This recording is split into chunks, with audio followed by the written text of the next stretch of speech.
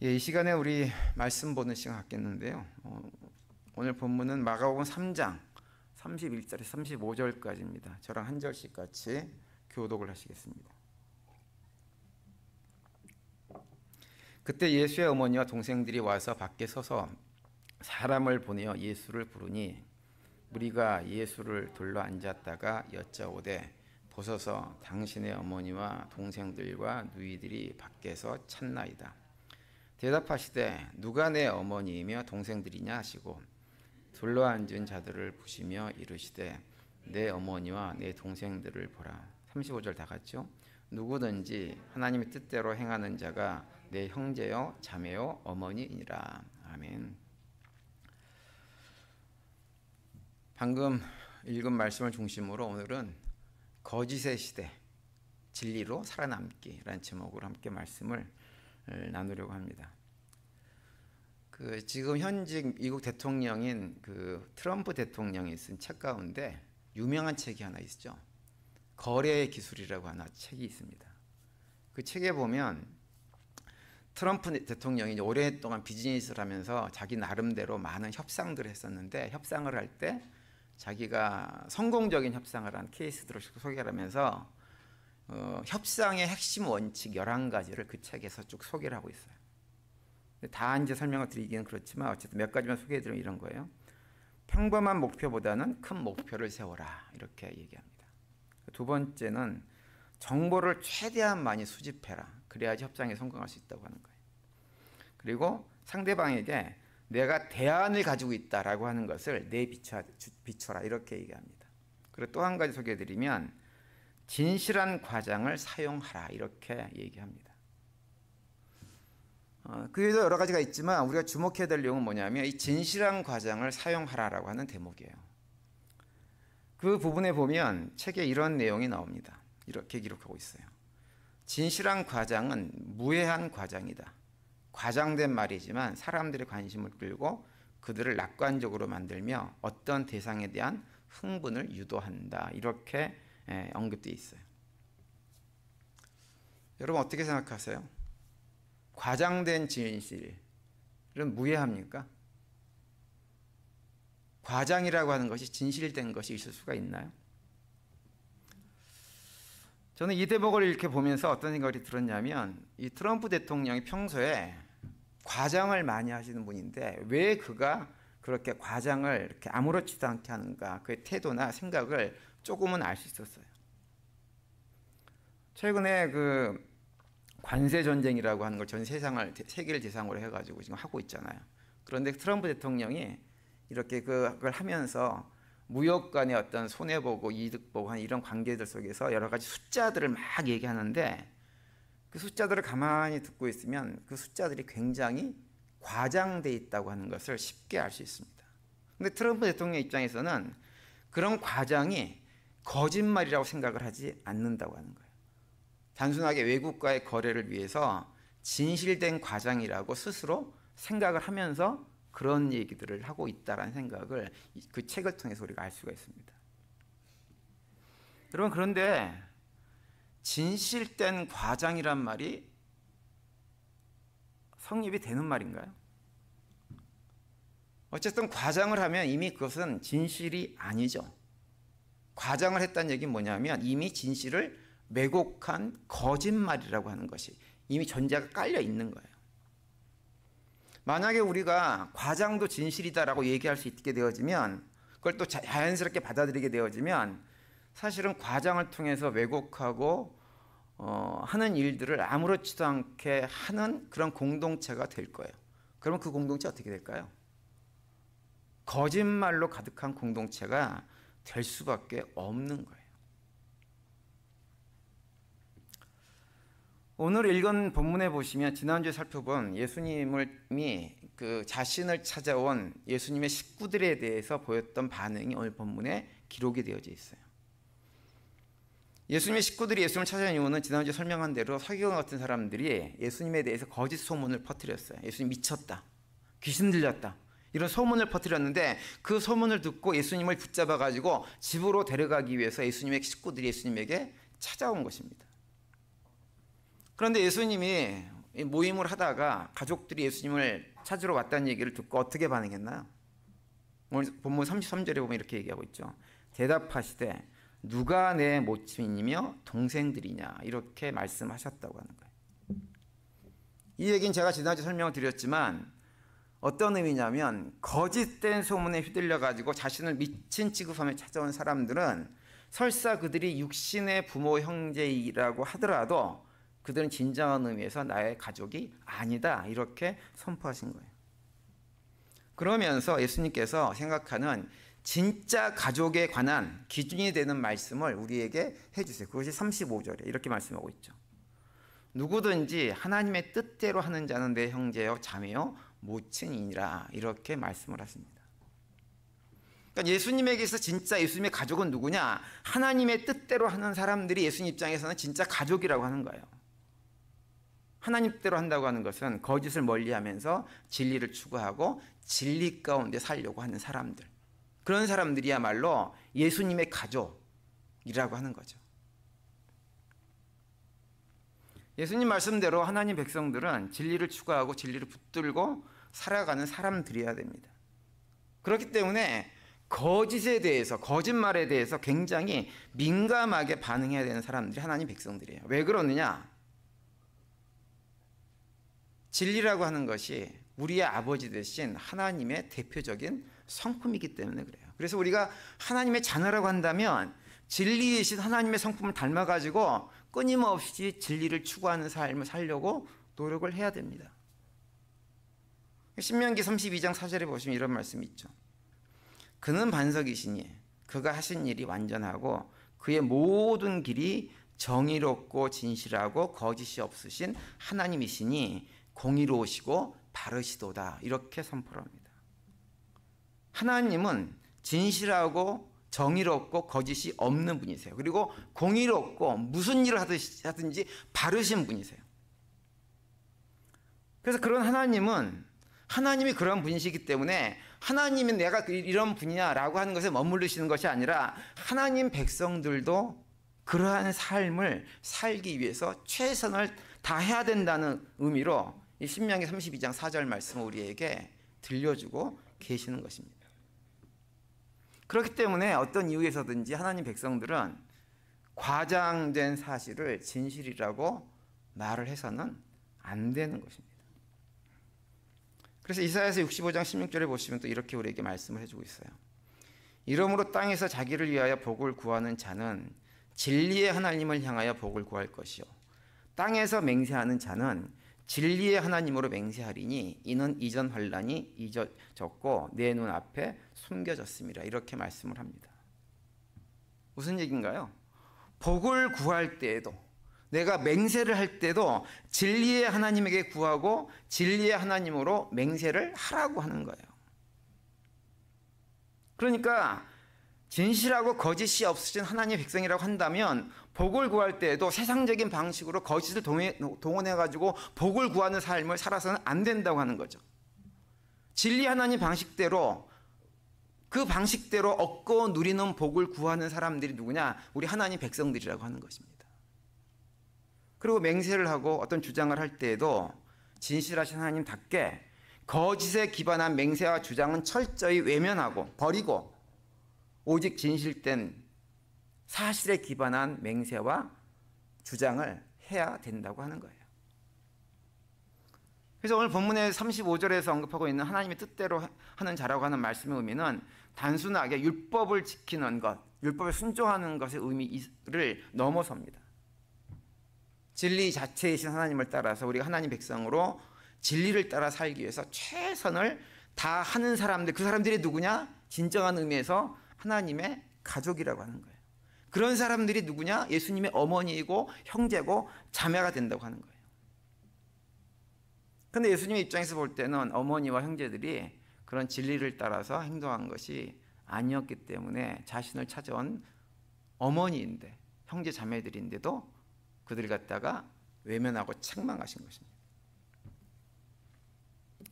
여러분, 우리가 살아가는 삶의 자리는 그것이 뭐 세상에서 일반적인 삶을 사는 자리든지 아니면 신앙 공동체가 됐든지 무엇이 가득 차 있냐면요, 거짓과 거짓된 소문들이 가득 차 있는 곳입니다.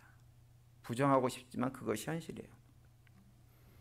심지어는 트럼프 대통령처럼 과장된 진실이라는 표현까지 써가면서 거짓말을 사실인 것처럼 얘기하면서 가짜 뉴스를 퍼뜨리고 그것을 통해 가지고 사적 이득을 얻으려고 노력하는 사람들이 정말 많은 것이 우리가 현재 살아가고 있는 삶의 자리, 믿음의 공동체 자리입니다. 그걸 부정할 수가 없어요. 그래서 중요한 건 뭐냐면 그런 삶의 자리에 살아갈 때 우리가 그런 거짓된 소문에 휘둘리지 않고 바른 길을 걸어가야 되는데, 지난주에 제가 어떤 얘기를 들었냐면 바른 길을 걸어가려면 우리가 확실하게 하나님 편에 서야 된다, 이런 말씀을 지난주에 제가 드렸어요. 근데 그 하나님 편에 선다는 게 무엇일까라고 하는 생각을 아마 어떤 분들은 들으면서 하셨을 거예요. 그래서 오늘은 그 얘기를 이어서 좀 말씀을 드리려고 합니다. 하나님 편에 선다고 하는 거 세 가지로 얘기할 수 있어요. 진리이신 하나님 편에 서서 행한다고 하는 것은 세 가지로 생각할 수 있어요. 첫 번째 뭐냐 하면 우리가 거짓에 휘둘리지 않으려면 겸손해야 됩니다. 이것이 첫 번째예요. 잠언에 보면 뭐라고 말씀하시냐면 교만은 패망의 선봉이고 겸손은 종기의 앞잡이다, 이렇게 말씀을 합니다.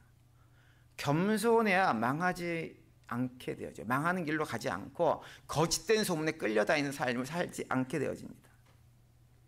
우리가 자꾸 거짓된 소문에 휘둘리는 가장 큰 이유 중에 하나는 뭐냐면 자기 확신, 자기 교만 때문인 경우가 참 많습니다. 누군가로부터 어떤 소문을 들었을 때 자기 판단을 너무 과신하는 거예요. 자기가 들은 걸 너무 과신한 거예요. 자기가 정확하게 듣는 사람이라고 생각을 하는 거예요. 그래서 과신해가지고 즉각적으로 판단해버리게 되어지면 어떤 일이 벌어지느냐, 거짓에 휘둘릴 가능성이 굉장히 많아집니다. 그래서 잠언 18장 13절에 보면 이렇게 말씀을 해주고 있어요. 사연을 듣기 전에 대답하는 자는 미련하여 욕을 당하느니라, 이렇게 말씀합니다. 무슨 말씀인가요? 전후 사정도 맥락도 진실 여부도 모른 채 무슨 얘기를 듣고 성급하게 판단하려고 하는 일들은 미련한 사람들이 한 일이라고 하는 거예요. 결국은 그런 일 어떤 결과 가져다 주느냐, 본인에게도 수치를 가져다 주고 관계도 다 무너뜨리는 일들을 경험하게 될 것이라고 하는 거예요.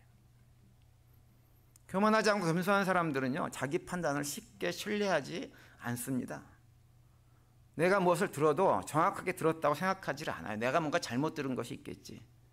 내가 무언가를 봤어도 내가 뭔가 잘못 본 것이 있겠지, 이렇게 생각을 하지 내가 본 게 정확해, 내가 들은 게 정확해, 이렇게 생각하지 않습니다.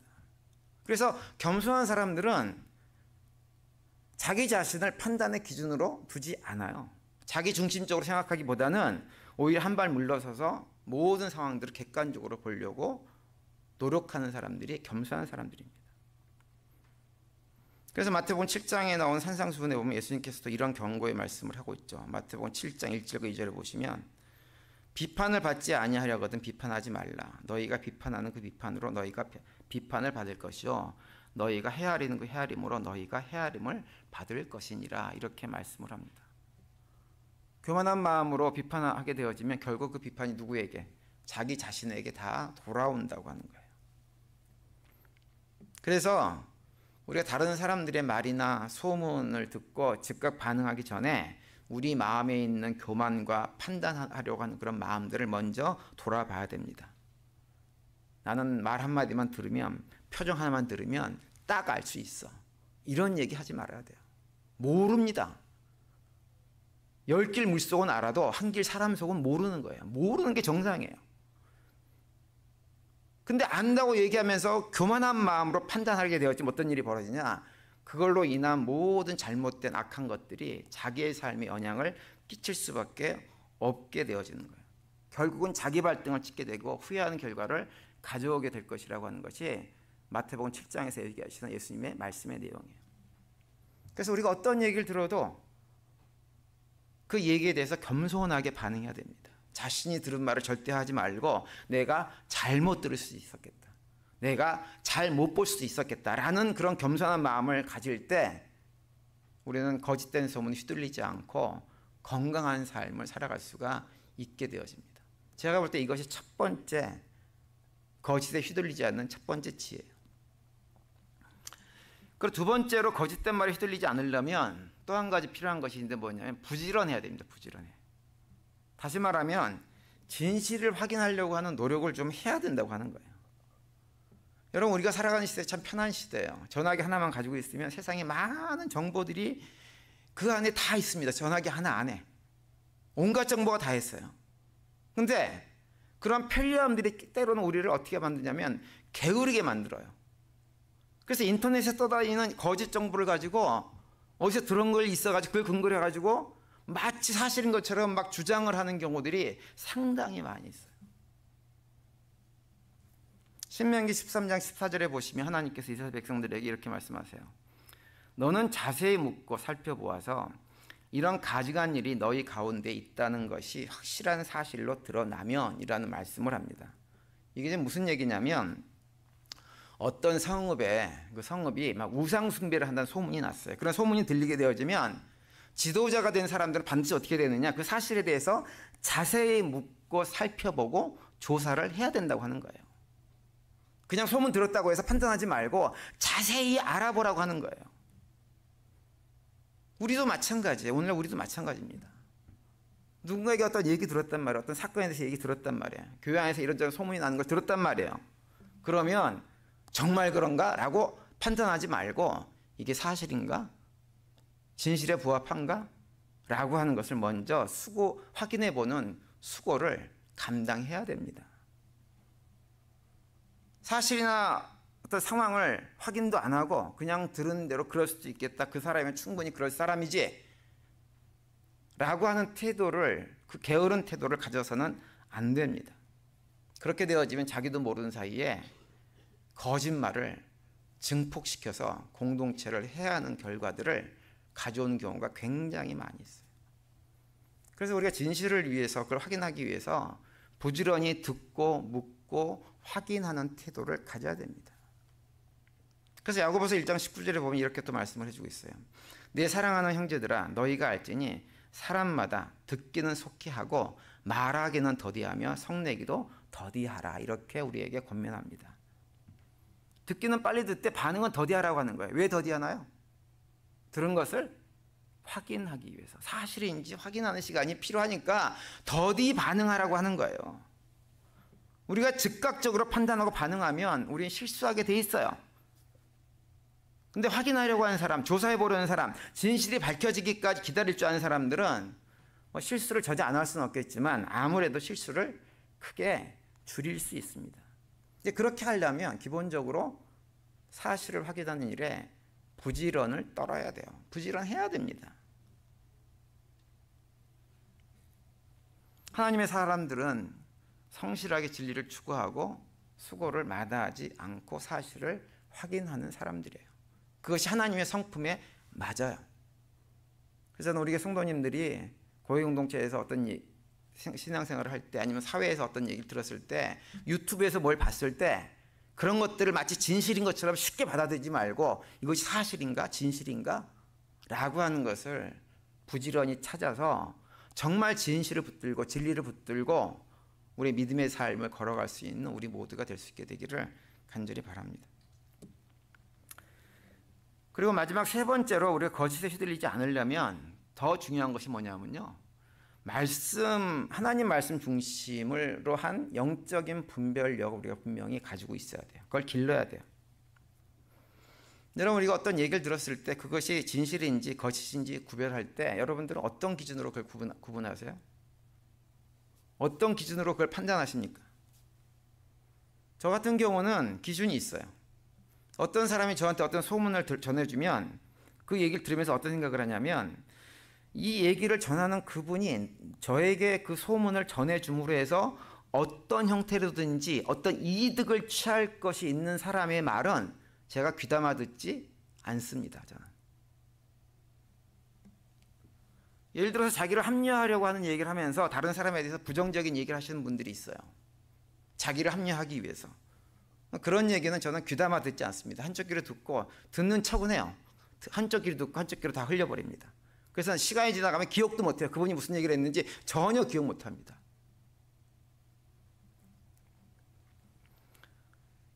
그래서 기존은 뭐냐면 저는 사람들이 얘기할 때 그 얘기를 전하는 사람이 그 얘기를 전함으로 해서 얘기를 전하는 본인에게 아무런 이득, 이해관계가 없어야 됩니다. 전 그런 사람들을 나름대로 신뢰하려고 하고 그런 사람들의 말은 귀담아 들으려고 합니다. 그런 사람들이야만 거짓을 전하지 않을 이유가 거짓을 전할 이유가 없고 진실을 전할 가능성이 훨씬 더 많은 거예요. 전 그런 점들을 아주 예의주시해야 합니다. 그런데 문제가 있어요. 상대방이 어떤 얘기를 할 때 그 얘기를 통해 가지고 그 사람이 어떤 이득을 취하려고 하는지 아닌지를 어떻게 분별할 수 있을까요? 쉽지가 않습니다. 그래서 그걸 분별할 수 있는 능력을 가지고 있어야 돼요. 그런데 저는 그 분별한 능력은 어떻게 얻을 수 있느냐? 하나님 말씀을 깊이 묵상하고 그 말씀을 나의 것으로 만들 때 그 말씀을 통해서 우리에게 통찰력이 주어진다고 믿는 사람이에요. 하나님 말씀에 거하게 되어지면, 진리 가운데 거하게 되어지면 거짓 소문이 들렸을 때 그것이 진리인지 아닌지를 체험적으로, 느낌으로, 본능적으로 알 수 있는 통찰력이 우리에게 주어지는 거예요. 히브리서 5장 13절에 보면 이렇게 말씀을 하고 있어요. 단단한 음식은 장성한 자들의 것이니 그들은 지각을 사용함으로 연단을 받아 선악을 분별하는 자들이니라, 이렇게 말씀합니다.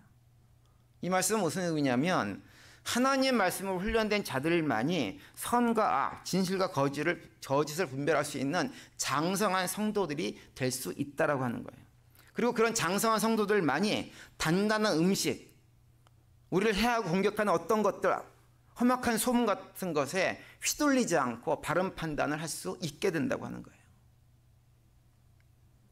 사도행전 17장에 보면 사도 바울이 베레아 지역에 가서 복음을 전하는 장면이 나옵니다. 그런데 이 베레아 사람들은 어떤 사람들이냐면 배우기를 좋아하는 사람들이었어요. 그래서 새로운 것을 이렇게 얘기를 들으면 바로 가서 열심히 듣고 그걸 배우려고 했어요. 내용을 확인하고. 그래서 사도 바울이 복음을 전할 때도 베레아 사람들은 특별히 많은 사람들이 예수를 믿는 일들이 벌어졌어요. 그런데 그 사람들이 단순하게 사도 바울이 전하는 얘기만 듣고 복음만을 듣고 예수를 믿었던 것은 아닙니다. 그들은 거기에서 정말 제대로 믿기 위해서 한 가지를 더 했어요. 뭘 했냐면 그들 스스로 하나님의 말씀인 성경을 깊이 상고했다고 하는 거예요. 사도행전 17장 11절에 보면 이렇게 말씀합니다. 베레아에 있는 사람들은 데살로니가에 있는 사람들보다 더 너그러워서 간절한 마음으로 말씀을 받고 이것이 그런가 하여 날마다 성경을 상고함으로, 이렇게 말씀을 하고 있어요. 말씀을 열심히 받긴 받았지만 받는 것으로 끝나는 것이 아니라 정말 말씀이 그런가라고 해서 본인들 스스로 하나님 말씀을 깊이 살펴봤다고 하는 거예요. 거짓된 소문이 차고 넘치는 시대를 살아가는 우리들도 그런 자세가 필요합니다. 어떠한 소문이 들려왔을 때 그 소문 자체가, 그 소문을 퍼뜨리는 행위가 하나님 뜻에 부합한지 안 한지, 하나님 말씀의 원칙에 맞는지 아닌지를 우리는 판단할 수 있어야 됩니다. 그런데 그런 판단력을 가지려면 하나님 말씀이 우리 삶 속에 녹아 있어야 돼요. 말씀을 깨달아 알고 진리신 하나님과 가까이 있어야 돼요. 그럴 때 그 분별력이 가능한 것이고, 그런 분별력이 있으면 아무리 심한 자극이 와도 충격적인 소문을 들어도 쉽게 흔들리지 않는 신앙생활을 할 수가 있는 것입니다. 우리 성도님 스스로 한번 생각을 해보세요. 나는 하나님 말씀 얼마만큼 가까이 하고 있는가? 단순히 주일에 와서 설교 듣는 거 말고 평소에 집에서 얼마만큼 시간을 내서 단 15분이라도 시간을 내서 말씀을 읽고 묵상하고 있는가? 하나님의 음성을 듣고 하나님의 뜻을 헤아리기 위해서 나는 어떻게 하고 있는가 한번 돌아보시기 바랍니다. 그리고 또 한 가지 돌아보세요. 그것을 하는 것만큼 또 하지 않는 것만큼 내 삶이 어떠한 상태인지 한번 돌아보세요. 왜 내 삶은 자꾸 이렇게 소문에 휘둘려가지고 마음에 상처받고 힘든 시간들을 가져야 되는가? 왜 사실도 확인해보지 않고 왜 나는 항상 그렇게 말들에 휘둘려가지고 어려운 시간을 가져야 되는가? 한번 돌아보세요. 그것과 우리가 하나님 말씀을 읽고 묵상하고 하나님 뜻을 헤아리는 것과 반드시 비례하게 되어 있습니다. 하나님 말씀을 많이 묵상한 사람일수록 그런데 휘둘리지 않습니다. 그런데 하나님 말씀과 관계없이 살아가게 되어지면 그런 소문들에, 거짓 뉴스에, 가짜 얘기에 휘둘리고 끌려다닐 수밖에 없는 삶을 사는 거예요. 거짓된 소문이 좋은 거는 뭐냐면요, 그 거짓된 소문이라고 하는 것은 우리의 감정을 자극하고 흥분하게 만듭니다.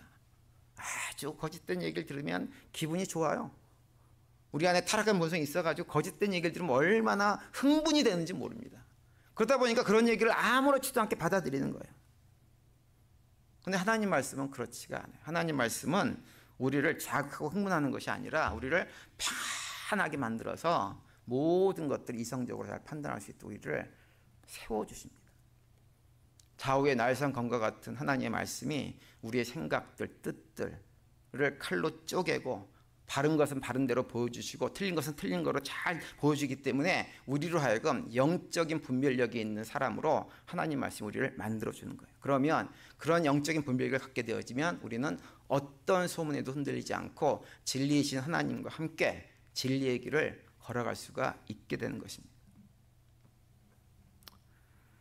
현대 사회는 정말 거짓된 소문, 모함하는 말들이 차고 넘치는 시대입니다. 우리는 그런 시대를 지금 살아가고 있어요.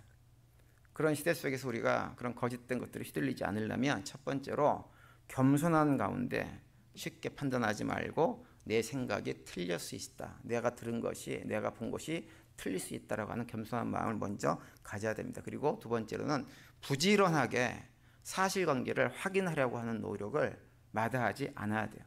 열심히 해야 됩니다. 그리고 세 번째, 무엇보다도 하나님 말씀 중심으로 길러진 영적인 분별력을 가질 때 우리는 그런 거짓된 소문으로부터 이겨나갈 수가 있는 거예요. 그런 한 주간 지내시면서 하나님 백성으로 진실된 삶을 살아내기 위해서 우리 모두가 최선을 다하시는 가운데 하나님의 가족 공동체로서의 정체성과 사명에 맞는 삶을 살아낼 수 있는 우리 모두가 되시기를 간절히 바랍니다.